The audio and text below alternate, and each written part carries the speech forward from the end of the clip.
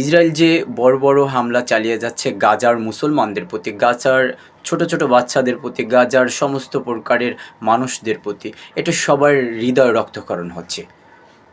এটা সবাই প্রতিবাদ জানাচ্ছে, ধর্ম বর্ণ নির্বিশেষে সবাই এটার প্রতিবাদ জানাচ্ছে। সম্প্রতি কালকে যেই ঘটনাটি বাংলাদেশে ঘটছে, সেই ঘটনাটি নিয়ে কিছু কথা বলতে চাই। বাংলাদেশের মানুষ একটি ভালো উদ্যোগ নিয়েছিল, গাজার প্রতি যে বর্বর হামলা চালিয়েছিল এবং যে মৃত্যু খেলায় মেতেছিল ইসরায়েল, সেটার বিরুদ্ধে যে একটা প্রতিবাদ মিছিল বের করবে বাংলাদেশের সমস্ত প্রকারের মানুষ, এটা খুবই একটা ভালো উদ্যোগ ছিল। কিন্তু এই সমস্ত ভালো উদ্যোগের পিছনে একটি উদ্দেশ্য থাকে, একটি মহল থাকে। সেই মহলটি কী করছিল কালকে? বিভিন্ন বাটা শোরুম থেকে শুরু করে পরে রেস্টুরেন্ট, বিভিন্ন প্রতিষ্ঠানে যে হামলা চালিয়েছিল, লুট করছিল। এটা কোন ধরনের প্রতিবাদ?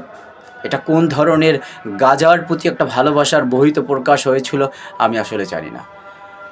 বাংলাদেশের একটি অর্থনৈতিক ইকোনমি, সেটাকে যদি ডেভেলপ না করা হয়, যে কোনো মুহূর্তে বহির্বিশ্ব সেই দেশটাকে ঘায়েল করতে পারে। আমরা একটা দেশকে রক্ষা করতে যেয়ে আমার নিজের দেশকে ধ্বংস করছি কিনা সেটি একটাবার ভাবা উচিত।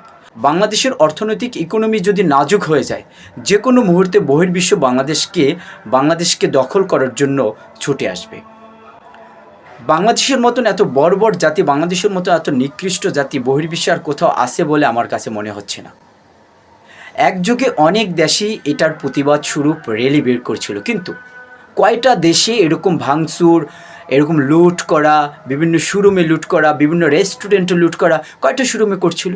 কিন্তু বাংলাদেশের নজির, বাংলাদেশে একটা রেকর্ড করলো যে এমন একটা বিপদের মুহূর্তেও বাংলাদেশের মানুষ সেই বিপদগামী মানুষের কাছে দাঁড়ানোর নাটক করে বিভিন্ন জায়গায় লুট করা।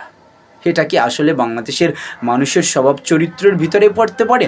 এটা বহির্বিশ্বে কতটুকু তাদের মান সম্মানটা রক্ষা পেয়েছে এটা তারাই জানে। এটা কোন মহল কাজ করছে বাংলাদেশে বসে, সেটা আমি আসলে আমার মাথা আসে না।